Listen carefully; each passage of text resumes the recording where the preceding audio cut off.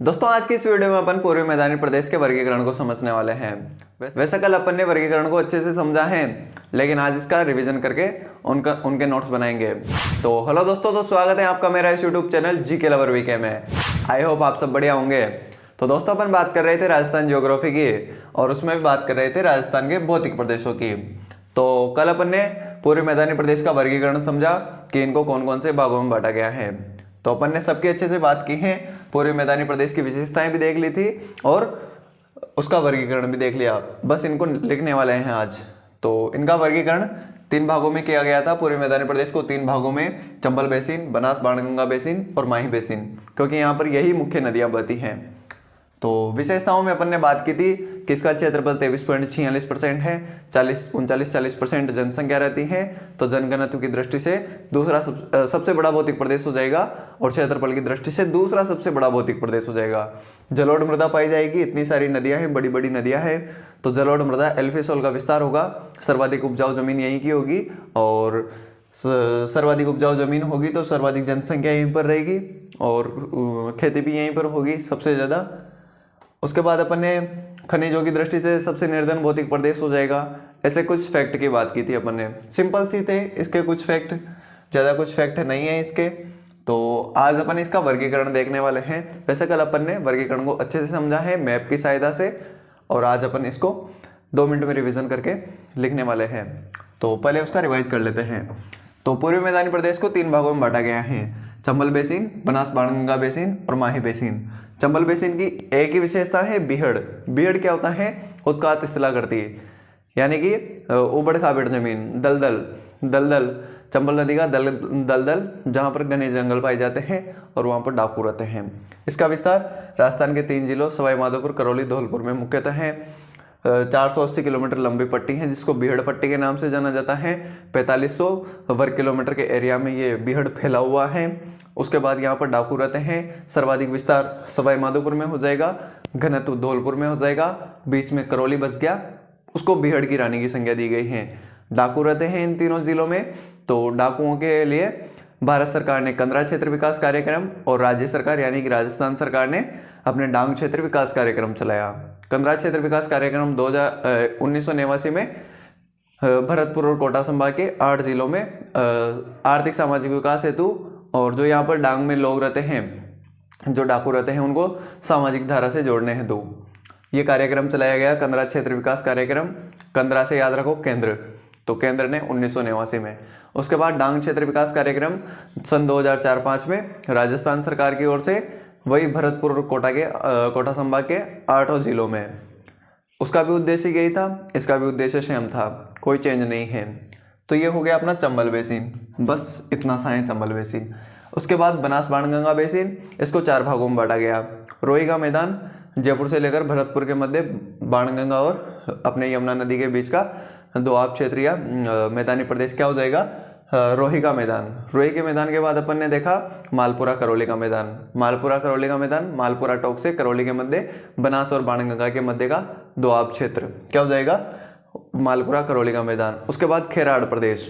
खेराड़ प्रदेश जहाजपुरा भीलवाड़ा से टोंक के मध्य का बनास नदी द्वारा निर्मित मैदान क्या हो जाएगा? खेराड़ प्रदेश। उसके बाद अपन ने बात की थी पेड़मांट के मैदान की, जो कि देवगढ़ राजसमंद से अपने चित्तौड़गढ़ के मध्य हो जाएगा। बनास नदी द्वारा निर्मित अवशिष्ट पहाड़ी युक्त निर्मित मैदान हो जाएगा अपना देवगढ़ से चित्तौड़गढ़ के मध्य। तो ये अपना बनास बाणगंगा बेसिन 4 भागों में। रोही का मैदान, अपने रोही का मैदान हो गया, मालपुरा करौली का मैदान, खेराड़ प्रदेश और पेड़मांट का मैदान, 4 भाग हो गए इसके। फिर माही बेसिन। माही बेसिन को 3 भागों में, 56 का मैदान। तो 56 का मैदान क्या हो जाएगा कि जो 56 नदी नाले हैं प्रतापगढ़ और बांसवाड़ा के बीच में, उनको 56 वहाँ पर 56 गाँव है, 56 नदी नालों का समूह क्या हो जाएगा? 56 का मैदान। दूसरा है कांठल का मैदान। कांठल का मैदान क्या हो जाएगा कि जो प्रतापगढ़ में अपनी माही नदी बहती है, उसके किनारे स्थित जो मैदान है, तटवर्ती मैदान है, उसको कांठल के मैदान के नाम से जाना जाता है। और फिर लास्ट होता है इसका बांगड़ प्रदेश। बांगड़ प्रदेश को व्याघ्र घाट के नाम से भी जाना जाता है। कौन से नाम से? व्याघ्र घाट के नाम से भी जाना जाता है। और ये हो जाएगा अपना जो डूंगरपुर, बांसवाड़ा, प्रतापगढ़ वाला एरिया है माही नदी के किनारे का, उसको क्या कहा जाता है? उसको अपने बांगड़ प्रदेश कहा जाता है। और माई बेसिन को पुष्प प्रदेश कहा जाता था प्राचीन काल में। क्यों? क्योंकि यहाँ पर महुआ सर्वाधिक होता था और महुए के पुष्पों से शराब बनाई जाती थी, इसलिए इसको पुष्प प्रदेश के नाम से जाना जाता था। तो अब इनको अपन लिखने वाले हैं, तो चलिए जल्दी से इनको लिख लेते हैं अब। तो चंबल बेसिन, चंबल बेसिन की एक ही विशेषता है बीहड़। बीहड़ बीहड़ क्या हो जाएगा? उत्खात स्थलाकृति, उत्खात स्थलाकृति, उत्खात स्थलाकृति, स्थलाकृति। समझ में नहीं आए तो उबड़ खाबड़ जमीन जहाँ पर दलदल पाया जाता है और उसमें घने जंगल पाए जाते हैं। इसका विस्तार हो जाएगा, विस्तार बीहड़ का विस्तार हो जाएगा सवाई माधोपुर, करौली, करौली और धौलपुर जिलों में, करौली एंड धौलपुर जिले में। कहाँ पर हो जाएगा? सवाई माधोपुर, करौली, धौलपुर जिले में।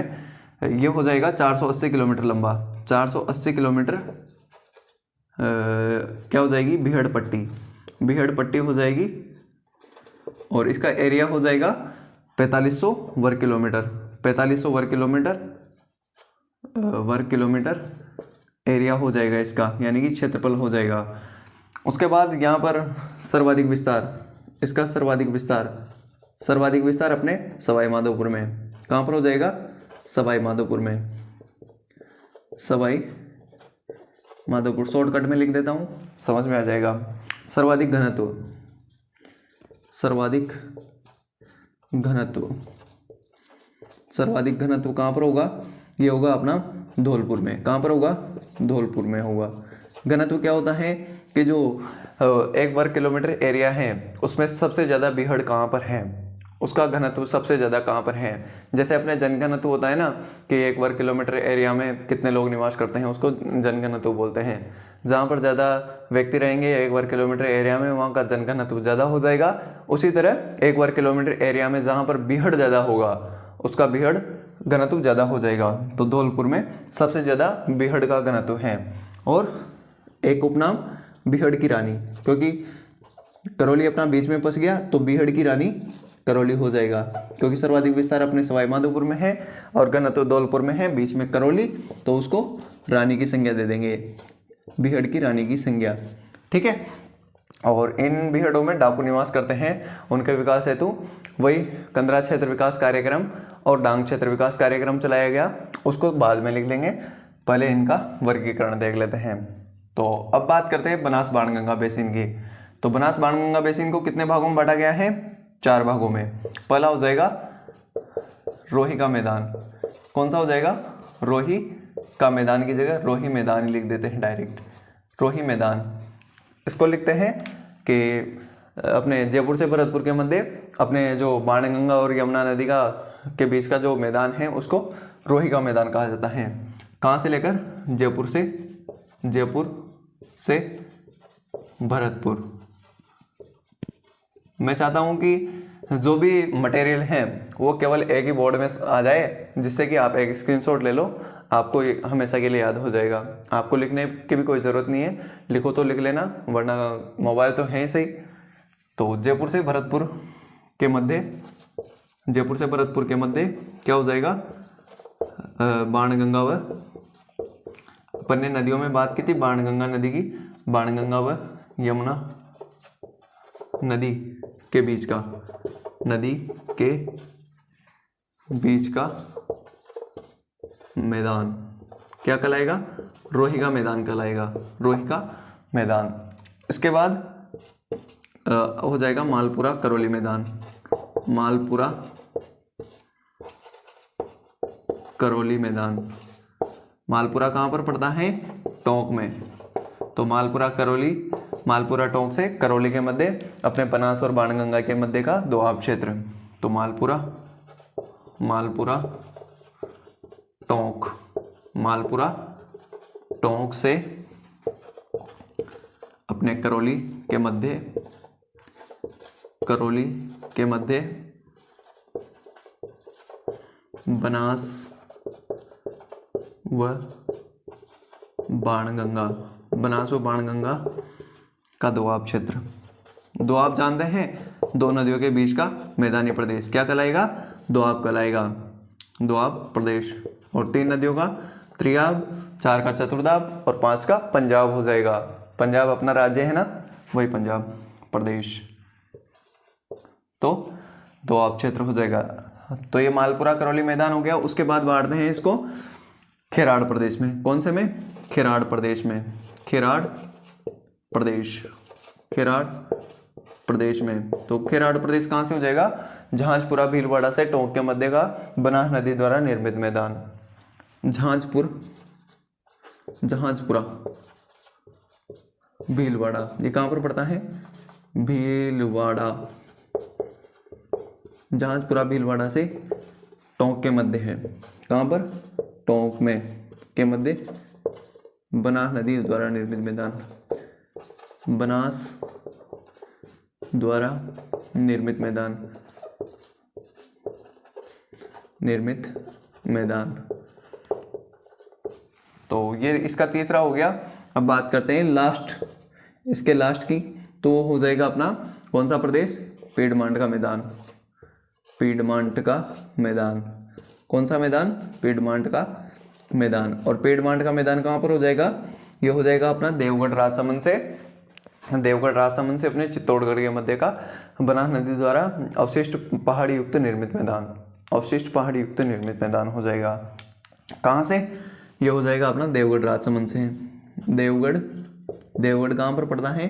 राजसमंद से। देवगढ़ राजसमंद, देवगढ़ राजसमंद से चित्तौड़ के मध्य बनास नदी द्वारा निर्मित अवशिष्ट पहाड़ी युक्त, अवशिष्ट क्या होता है? कटा फटा, अवशिष्ट पहाड़ी युक्त मैदान क्या हो जाएगा? अपना पीडमांट का मैदान हो जाएगा। पीडमांट का मैदान देवगढ़ राजसमंद से चित्तौड़गढ़ के मध्य। वैसे बहुत कम पूछा जाता है इनको। इनमें सबसे इंपॉर्टेंट है बीहड़। क्या इंपॉर्टेंट है? बीहड़ इंपॉर्टेंट है, खेराड़ प्रदेश भी थोड़ा बहुत इंपॉर्टेंट है, और रोही का मैदान। मतलब जो जो नाम इंपॉर्टेंट है उनको याद करना। पीडमांट का मैदान भी इंपॉर्टेंट है। बस स्थान याद करना है देवगढ़ राजसमंद से चित्तौड़गढ़ के मध्य। ये याद हो गया तो नदी तो वैसे भी आपके दिमाग में है कि बनास नदी कहाँ से निकलती है, कौन कौन से जिलों से बहती हैं, सबकी बात अपने नदियों में की है। और इसमें बीहड़ है, ये सर्वाधिक विस्तार, सर्वाधिक घनत्व, बीहड़ की रानी, और 2 कार्यक्रम हैं वो इम्पोर्टेंट है, वो ज़्यादा इम्पोर्टेंट है। तो अब बात करते हैं माही बेसिन की। तो माही बेसिन को कितने भागों में बांटा गया है? 3 भागों में। कितने भागों में? 3 भागों में। 56 का मैदान, पहला हो जाएगा 56 का मैदान। किसका मैदान? 56 का मैदान, 56 का मैदान। तो ये हो जाएगा अपने प्रतापगढ़, प्रतापगढ़ व बांसवाड़ा, बांसवाड़ा के मध्य माही नदी के किनारे 56 नदी नालों या 56 गांवों का समूह। बांसवाड़ा के मध्य डायरेक्ट लिख देता हूँ 56 नदी नालों, 56 नदी नालों या 56 गांवों का समूह, या 56 गांव, विलेज का समूह। क्या हो जाएगा? अपना 56 का मैदान हो जाएगा। उसके बाद सेकंड हो जाएगा अपना काय का मैदान हो जाएगा? कांठल का मैदान, कांठल का मैदान। कांठल का मैदान कहाँ पर होगा? प्रतापगढ़ में। प्रतापगढ़ में इंपॉर्टेंट है, याद रखना। प्रतापगढ़ में 56 का मैदान भी याद करना है। प्रतापगढ़ में माही नदी का तटवर्ती मैदान, नदी का किनारे का मैदान या तटवर्ती मैदान क्या कहलाएगा? कांठल का मैदान कहलाएगा। तो कांठल का मैदान किसे बोलेंगे? प्रतापगढ़ में माही नदी बहती है, उसकी सीमा निर्धारित करती है प्रतापगढ़ बांसवाड़ा के मध्य। तो प्रतापगढ़ में जो भी इसकी सीमा है, इसके किनारे की, वो जो मैदान है उसके किनारे का, उसको कांठल का मैदान बोलते हैं। लास्ट हो जाएगा इसका पार्ट, वो हो जाएगा अपना कौन सा हो जाएगा? 56 का हो गया, कांठल का हो गया। अब बच जाता है वांगड़ प्रदेश। कौन सा प्रदेश? वांगड़ प्रदेश, वांगड़ प्रदेश। तो वागड़ प्रदेश क्या हो जाएगा? डूंगरपुर, डूंगरपुर व बांसवाड़ा के मध्य, बांसवाड़ा के मध्य, बांसवाड़ा के मध्य माही नदी का, माही नदी द्वारा, माही द्वारा अवशिष्ट पहाड़ी युक्त मैदान, अवशिष्ट पहाड़ी युक्त मैदान, यानी कि यहाँ पर भी पहाड़ियाँ हैं जिनको काट कूट कर अपनी माही नदी निकलती हैं। मैदान क्या कहलाएगा? वागड़ प्रदेश, और इसको व्याघ्र घाट के नाम से भी जाना जाता है। अन्य नाम व्याघ्र घाट, अन्य नाम व्याघ्र घाट, व्याघ्र घाट, व्याघ्र घाट के नाम से जाना जाता है। और ये जो अपना माही बेसिन है इसको पुष्प प्रदेश, कौन सा प्रदेश? पुष्प प्रदेश। पुष्प प्रदेश क्यों बोलते हैं? क्योंकि यहाँ पर महुआ सर्वाधिक होता है और उससे क्या बनाई जाती है? शराब बनाई जाती है। तो महुआ के पुष्प से शराब बनाई जाती है, इसलिए इसको पुष्प प्रदेश के नाम से भी जाना जाता है। तो ये अपना वर्गीकरण कंप्लीट हो गया पूर्वी मैदानी प्रदेश का। 3 भागों में बांटा गया है। चंबल बेसिन, बनास बाणगंगा बेसिन और माही बेसिन। चंबल बेसिन एक ही विशेषता है बीहड़, बीहड़ का सर्वाधिक विस्तार सवाई माधोपुर में, घनत्व धौलपुर में हो जाएगा, बीच में करौली बीहड़ की रानी हो जाएगी। सवाई माधोपुर, धौलपुर, करौली में विस्तार हो गया। 480 किलोमीटर लंबी बीहड़ पट्टी हो जाएगी और 4500 वर्ग किलोमीटर इसका क्षेत्रफल हो जाएगा। और 2 कार्यक्रम, डांग क्षेत्र विकास कार्यक्रम और कंदरा क्षेत्र विकास कार्यक्रम। फिर बनास बाणगंगा बेसिन 4 भाग हैं। रोही का मैदान, जयपुर से भरतपुर के मध्य बाणगंगा और यमुना का मैदान हो जाएगा, रोही का मैदान। उसके बाद मालपुरा करौली मैदान, नाम से स्पष्ट है, मालपुरा टोंक से करौली के मध्य का बनास और बाणगंगा का दोआब क्षेत्र। उसके बाद खेराड़ प्रदेश, खेराड़ प्रदेश हो जाएगा अपना जहाजपुरा भीलवाड़ा से टोंक के मध्य का एरिया। जो भी बनास नदी मैदान का निर्माण करती है उसको खेराड़ प्रदेश के नाम से जाना जाता है। फिर पेडमांड का मैदान, पेडमांड का मैदान कहाँ से हो जाएगा? देवगढ़ राजसमंद से चित्तौड़गढ़ के मध्य बनास नदी द्वारा निर्मित अवशिष्ट पहाड़ी युक्त मैदान, यानी कि पहाड़ियों को काटते हुए जब अपनी बनास नदी निकलती है तो उसी को पेडमांड का मैदान बोला जाता है। उसके बाद माही बेसिन, माही बेसिन को पुष्प प्रदेश के नाम से भी जाना जाता था। प्राचीन काल में महुआ सर्वाधिक होता है। छप्पन का मैदान, छप्पन का मैदान क्या हो जाएगा? प्रतापगढ़ और बांसवाड़ा के मध्य 56 नदी नालों या 56 गांवों का समूह जो माही नदी के किनारे स्थित है। ठीक है। उसके बाद कांठल का मैदान, कांठल का मैदान हो जाएगा प्रतापगढ़ में जो माही का तटवर्ती मैदान है, माही का जो मैदान है उसको कांठल का मैदान कहा जाता है। फिर वागड़ प्रदेश, वागड़ प्रदेश इसको व्याघ्र घाट भी कहा जाता था। और डूंगरपुर बांसवाड़ा का जो एरिया है वहाँ पर जो माही नदी अवशिष्ट पहाड़ी युक्त मैदान का निर्माण करती है उसे वागड़ प्रदेश के नाम से जाना जाता है। या फिर ऑप्शन में दे डूंगरपुर बांसवाड़ा प्रतापगढ़ वाला एरिया, उसको वागड़ प्रदेश के नाम से जाना जाता है। तो यह है पूर्वी मैदान का वर्गीकरण, पूर्वी मैदानी प्रदेश का वर्गीकरण। आई होप आपको समझ में आ गया होगा। वैसे कल अपन ने इसको मैप से देखा था और आज इसका अच्छे से वर्गीकरण किया है, तो आई होप आपको अच्छे से समझ में आया होगा। तो अब बात कर लेते हैं उन 2 कार्यक्रमों की, क्योंकि वो सबसे इम्पोर्टेंट है इस चैप्टर में। मतलब पूर्वी मैदानी प्रदेश में सबसे ज़्यादा इम्पोर्टेंट तो एक तो इसकी विशेषताएं हैं और दूसरा इसका वो 2 कार्यक्रम हैं और थोड़े बहुत उसके बाद लास्ट में इनका नंबर आता है। और इनमें भी ये नाम, जगह का नाम याद करना है, किन किन के मध्य कौन सा मैदान है, और अपना बीहड़ वगैरह है ही सही, इनको याद करना है। तो अब उन कार्यक्रम की बात कर लेते हैं। तो अब लिखते हैं कि डांग प्रदेश में, डांग प्रदेश क्या हो जाएगा? सवाई माधोपुर, करौली, धौलपुर वाला एरिया डांग प्रदेश के नाम से जाना जाता है। डांग प्रदेश में संचालित कार्यक्रम, संचालित योजनाएं,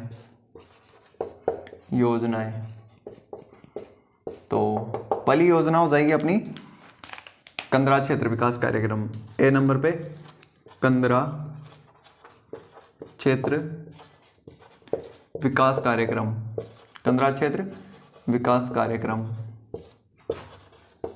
विकास कार्यक्रम। तो ये डांग प्रदेश में सबसे पहले चलाई गई योजना है। तो नाम से स्पष्ट है, देखो कंदरा, कंदरा से स्पष्ट हो रहा है केंद्र सरकार द्वारा। कौन सी सरकार द्वारा? केंद्र सरकार द्वारा, केंद्र सरकार द्वारा, केंद्र सरकार द्वारा। कब? सन 1989 में, सन 1989 में। कौन कौन सा स्थान हो जाएगा? अपना भरतपुर और कोटा के, भरतपुर व कोटा संभाग के 8 जिलों में, 8 जिलों में। तो कौन कौन से जिले हो जाएंगे? भरतपुर का संभाग के जिले भरतपुर, धौलपुर, करौली। मुख्यतः इन्हीं जिलों के लिए चलाया गया था ये, भरतपुर, धौलपुर, करौली, सवाई माधोपुर हेतु। लेकिन अपने यहाँ पर भी बहुत सारे लोग सामाजिक धारा से जुड़े हुए नहीं हैं, कोटा बूंदी बारां झालावाड़ में भी, तो उनको भी सामाजिक धारा से जोड़ने हेतु। तो भरतपुर, धौलपुर, करौली, सवाई माधोपुर, कोटा बूंदी बारां झालावाड़, कोटा बूंदी बारां झालावाड़, ये हो जाएंगे अपने दोनों संभागों के 8 जिले। इन 8 जिलों में ये कार्यक्रम चलाया गया और उद्देश्य क्या हो जाएगा? सामाजिक आर्थिक विकास, सामाजिक आर्थिक विकास, सामाजिक आर्थिक विकास एवं डांग प्रदेश में रह रहे, डांग प्रदेश में रह रहे लोगों को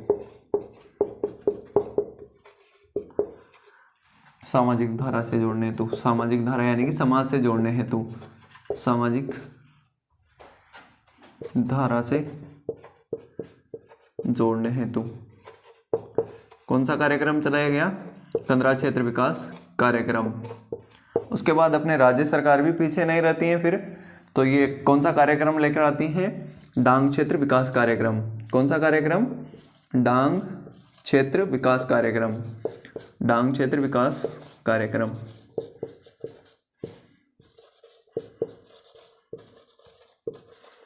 डांग क्षेत्र विकास कार्यक्रम। तो डांग क्षेत्र विकास कार्यक्रम राज्य सरकार कब लाती है? सन 2004-05 में, सन 2004-05 में। वही भरतपुर और कोटा के सेम टू सेम वही हैं, भरतपुर व कोटा के संभाग के 8 जिलों में, भरतपुर व कोटा के संभाग के 8 जिलों में। नाम लिखने की जरूरत नहीं है, ऊपर लिख दिए हैं, ठीक है। भरतपुर, धौलपुर, करौली, सवाई माधोपुर, कोटा बूंदी बारां झालावाड़। उसके बाद उद्देश्य भी यही सेम टू सेम हो जाएगा। उद्देश्य भी लिख देता हूँ, एक उद्देश्य लिख देता हूँ, सामाजिक आर्थिक विकास, यानी कि समाज से जोड़ना, और आर्थिक विकास भी इसमें शामिल था। सामाजिक आर्थिक विकास हो जाएगा और सामाजिक धारा से जोड़ने हेतु ये कार्यक्रम चलाया गया। तो आई होप ये वीडियो आपको समझ में आ गई होगी और याद भी हो गई होगी कि पूर्वी मैदानी प्रदेश को कितने भागों में बांटा गया है। तो भौगोलिक संरचनाओं के आधार पर अपने पूर्वी मैदानी प्रदेश को 3 भागों में बांटा गया है। चंबल बेसिन की एक ही विशेषता बीहड़, दूसरा बनास बाणगंगा बेसिन 4 भागों में, रोही का मैदान, मालपुरा करौली मैदान, अपने खेराड़ प्रदेश और पेड़मांड का मैदान। उसके बाद माही बेसिन 3 भागों में, 56 का मैदान, कांठल का मैदान और अपने लास्ट में हो जाएगा वागड़ प्रदेश। इन 3 भागों में इसको बांटा गया है। तो आई होप ये वीडियो आपको पसंद आई होगी और याद भी हो गई होगी, क्योंकि मैंने पता नहीं कितनी बार तो इनको बोल दिया होगा। तो आपने यदि ध्यान से सुना है इन सभी चीज़ों को, इन सभी बातों को, तो सभी दिमाग में सेट हो गई होगी कि कौन सा कार्यक्रम कब चला, किस किस की क्या विशेषताएं हैं, कौन कौन से नदियों के बीच का मैदान है। तो सिंपल है, वैसे ज़्यादा टफ नहीं है, बहुत ही सिंपल है। क्वेश्चन पूछे जाते हैं वैसे यहाँ से। तो आई होप आपको ये वीडियो पसंद आई होगी। तो वीडियो पसंद आई हो तो वीडियो को लाइक और चैनल को सब्सक्राइब कर देना। मैं मिलता हूँ आपसे अगली वीडियो में, तब तक के लिए thank you, tata, bye bye.